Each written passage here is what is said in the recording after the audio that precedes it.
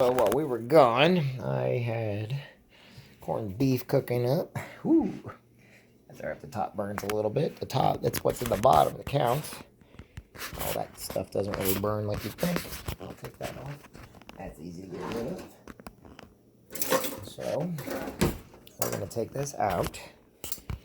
Then everything should be ready. It just dehydrates a little bit. So, that piece can come off. That piece can come off. Ooh, see, now it's going to smell really good. There we are. Water got down a little bit. I was gone a little bit longer than I thought. Ooh, that was really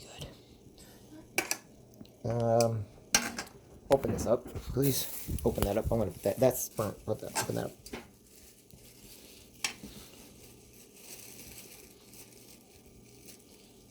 You kind of push it on her.